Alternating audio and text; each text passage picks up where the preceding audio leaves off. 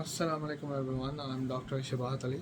I'm one of the cardiologists in Pakistan. I'm working as assistant professor of cardiology in Pakistan, as well as I'm engaged in working as cardiologist in Ireland, as well as been teaching of senior medical students in Limerick University of Ireland. آج ہم بہت ہی ایک important topic کو discuss کریں گے جو باہر کے ملکوں میں تو اسے کافی زیادہ اچھے طریقے سے دیکھا جاتا ہے، بٹ آئی ہیو سین شاید ہمارے ریجن میں اس کو تھوڑا سا اگنور کر دیا جاتا ہے. ایکیوٹ مینجمنٹ تو اس کی ٹھیک ہوتی ہے، but in long term perspective I would say proper guidance اس کے بارے میں کافی زیادہ کم دی جاتی ہے.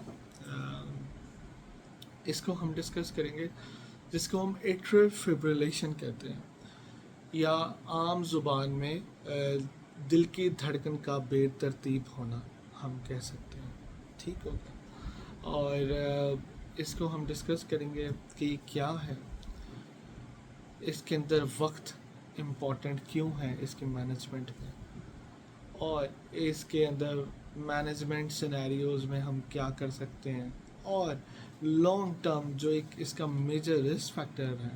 اگر کسی کو ایک کنڈیشن ہے تو اس کی جو ایک کمپلیکیشن جو میجر ہے اس کے لیے ہم ایک دوائی دیتے ہیں جسے ہم اینٹی کوآگولیشن کہتے ہیں، وہ کیوں ضروری ہے، ٹھیک ہے، اور کیوں دی جاتی ہے، اس کو ہم ڈسکس کریں گے. First of all before going into that in detail, I would like you guys, اگر آپ کو یہ میری ویڈیو اچھی لگے تو اس کو لائک کیجیے گا، آگے شیئر کیجیے گا، بیکاز اور میرے یوٹیوب چینل کو بھی لائک کیجیے گا، سبسکرائب کیجیے گا، as well as my face page, اسے بھی لائک اور سبسکرائب کیجیے گا.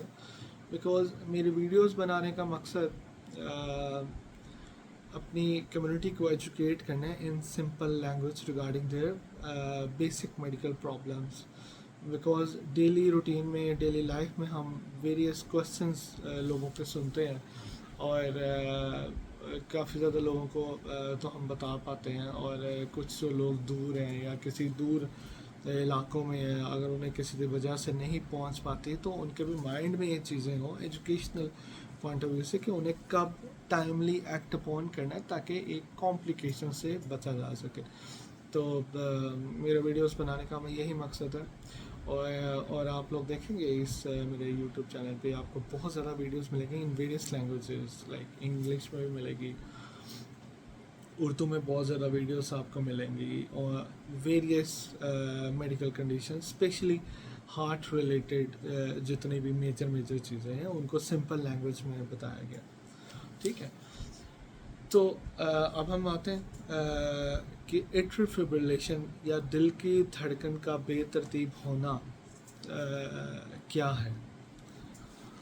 اچھا، بعض اوقات ہم لوگ دیکھتے ہیں کہ اگر کسی کو پرانی کوئی اور بیماری ہے، اسپیشلی گردوں کی، شوگر کی، یا اور کوئی میڈیکل کنڈیشن، یا کوئی دوائیوں پر ہے، انفیکشن ایکٹیو چل رہا ہے، تو ان کے اندر یہ دل کی دھڑکن کا بے ترتیب ہونا بہت کامن ہے.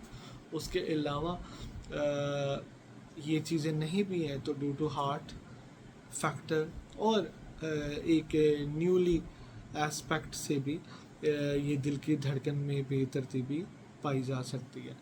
اگر آپ کو لگے کہ آپ کو دل کی دھڑکن محسوس ہو رہی ہے، اور ساتھ میں اگر آپ کو سینے میں دباؤ، درد، یا آپ کو لگ رہا ہے کہ دل بہت تیزی سے دھڑک رہا ہے، اور اسپیشلی اگر آپ کو اس کے ساتھ سانس پھول رہا ہے، تو آپ کو فوراً کسی بھی قریبی ایمرجنسی میں جا کے اپنی بیسک چیز ای سی جی کرانی چاہیے، جسے ہم دل کی پٹی کہتے ہیں. بیکاز ایٹریل فبریلیشن یا دل کی دھڑکن کی بے ترتیبی تو ایک چیز ہے، اور بھی کافی زیادہ ریتھمیاز ہوتے ہیں جسے کیچ کرنا ٹائملی بہت امپورٹنٹ ہے. بٹ آج ہم اسے ڈسکس کر رہے ہیں تو ہم اس چیز کو کریں گے، بیکاز یہ چیز ویری کامن ہے سارے ریتھمیاز میں یا دل کی دھڑکن بے ترتیبی میں، ایٹریل فبریلیشن. اوکے، اس کے اندر دل کی دھڑکن ارریگولر ہوگی، بے ترتیبی میں ہوگی. جو ڈاکٹر ہوگا اسے پتہ لگ جائے گا کہ یہ ایٹریل فبریلیشن ہے.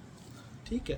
اب اس کے اندر ٹائم جو میں نے پہلے بتایا تھا کہ ٹائم امپورٹنٹ کیوں ہے. ٹائم امپورٹنٹ اس لیے ہے بیکاز جتنا آپ لیٹ کرتے رہیں گے اس کی مینجمنٹ پلانس ڈفرینٹ ہوتے جائیں گے. باہر اور ہیں یہاں پہ تھوڑے سے ڈفرینٹ بیکاز ہماری کچھ فیسلٹیز پوری طرح پرووائڈیڈ نہیں ہیں. بیکاز باہر کے ملکوں میں ہم ٹی او ایز کرتے ہیں اور دوسرے فیکٹرز ہیں الیکٹرک کارڈیورژن ان پیشنٹ یا آؤٹ پیشنٹ بیسس پر کی جاتی ہے apart from emergency basis. Because یہاں پر زیادہ سینیریوز ایمرجنسی بیسس پہ ٹریٹ کرنے کا. بٹ میجر جگہوں پر ابھی بھی وہ والے جو ایک آؤٹ پیشنٹ بیسس پہ یا دوسرے فیکٹرز ہیں تو الیکٹرک کارڈیورژن نہیں ہے. ہم زیادہ کیمیکل کارڈیورژن دوائیوں سے اس کی جو دل کی دھڑکن کو دوبارہ صحیح کرنے کی کوشش کرتے ہیں جسے ہم ریورژن کہتے ہیں. ٹھیک ہے. تو ٹائم امپورٹنٹ کیوں. اگر تو آپ 48 گھنٹوں کے اندر آ جائیں گے تو ہم without any major further test یا کم خطرات میں جانے سے ہم آپ کو پراپرلی ٹریٹ کر کے وہ جو دل کی دھڑکن بے ترتیب ہوئی ہے اس کو ہم ریورٹ کرنے کی کوشش کریں. ٹھیک ہے. اگر آپ 48 گھنٹوں میں اندر آ گئے تو میری یہی سجیشن ہے کہ اگر آپ کو لگے کہ دل کی دھڑکن کچھ لوگوں میں ہوتی ہے کہ کچھ سیکنڈس کے لیے اور ختم ہو گئی اور کچھ لوگ کہتے ہیں کہ جی مجھے ہفتے میں 1 دفعہ یا 2 دفعہ ہوتی ہے تو ان سینیریوز میں تو آبویسلی اور کچھ سیکنڈس کے لیے جو بھی ہے تو ان سینیریوز میں تو آؤٹ پیشنٹ بیسس پہ بھی ان کی ایویلویشن ہو سکتی ہے جس کے لیے ہم ہولٹر کرا سکتے ہیں اور ان کی ای سی جی کی ریکارڈنگ کچھ دنوں کی ہو سکتی ہے. بٹ اگر انہیں لگے کہ کچھ گھنٹوں کے لیے بھی وہ دل کی دھڑکن خود بخود نہیں جا رہی اور برداشت نہیں ہو رہی, اب دل بہت تیز دھڑک رہا ہے تو انہیں فوراً ایمرجنسی میں جانا چاہیے, اپنی دل کی پٹی کرانی چاہیے جسے ای سی جی کہتے ہیں, اور اس کے بعد ان کا اکارڈنگلی علاج ہوگا. اگر تو ایٹریل فبریلیشن ہے تو پھر ہم اس کی کارڈیو ورژن کے اسے ریورٹ کرنے کی, دل کی دھڑکن کو دوبارہ ترتیب میں لانے کی کوشش کریں گے. ٹھیک ہے. اور اگر تو آپ لیٹ ہوں گے تو پھر ہمیں آبویسلی ڈفرینٹ ٹیسٹ کرنے کے بعد آئیڈلی وہ دل کی دھڑکن کی بے ترتیبی کو ریورٹ کرنے کی کوشش کریں گے. اور کیوں ضروری ہے دل کی دھڑکن بے ترتیبی وہ میں اینڈ پہ بتاؤں گا. اور وہ جو ٹیسٹ ہوں گے وہ بیسک وہ یہی ہے, دل کا الٹرا ساؤنڈ ہو گیا جسے ہم ایکو کارڈیوگرام کہتے ہیں, اور اگر تو آپ کا دل صحیح پمپ کر رہا ہے تو ہم دوائیوں سے ٹریٹ کرنے کی کوشش کریں گے, اور بعض کا تو وہ واپس دل کی دھڑکن ترتیب میں آ جاتی ہے. باہر کے ملکوں میں تو ہم اگر دل سے ہی پمپ کریں تو ہم اس کے آؤٹ پیشنٹ بیسس پہ الیکٹرک کارڈیورژن بھی پلان کرتے ہیں, جس کے اندر ہم اسے دوائی دیتے ہیں خون پتلا کرنے کی کچھ ہفتوں کے لیے, اور پھر اس کے بعد اس کو بلایا جاتا ہے اور ایک جھٹکا دے کے تو ہم اسے ریورٹ کرنے کی کوشش کرتے ہیں. اور اگر دل کی جو پمپنگ پاور ہے وہ کم ہو گئی ہے, وہ دل کی دھڑکن کی تیزی کی وجہ سے یا بے ترتیبی کی وجہ سے, اور ایجیکشن فریکشن اب کم ہو گیا اور دل کمزور ہو گیا, تو اس کے اندر ہم ان پیشنٹ ہی آپ کی ترتیب کو واپس لانے کی کوشش کریں گے. باہر کے ملکوں میں ہم اس کے لیے ٹرانس ایسوفیجیل, یہاں پر بھی کچھ انسٹیٹیوٹ میں ہوتی ہے, ہم ٹرانس ایسوفیجیل ایکو کارڈیوگرام کریں گے تاکہ ہم دیکھیں کہ کوئی ایسا لوتھڑا جو بے ترتیبی کی وجہ سے دل میں تو نہیں پڑا ہوا. بیکاز جب ہم کارڈیو ورژن یا ترتیب میں لانے کی کوشش کریں گے تو وہ لوتھڑا تھوڑا بہت ٹوٹ کے آپ کے خون کی نالی میں جا کے کوئی فالج وغیرہ کرنے کا باعث بن سکتا ہے, تو اس لیے یہ ساری انویسٹیگیشنز کی جاتی ہیں. ٹھیک ہو گیا. تو اس لیے ٹائم بڑا امپورٹنٹ ہے. اگر آپ ٹائم سے آئیں گے تو خطرات سے خطرات کے بغیر آپ کی بے ترتیبی کو ترتیب میں لانے کی کوشش کی جائے گی. ٹھیک ہے.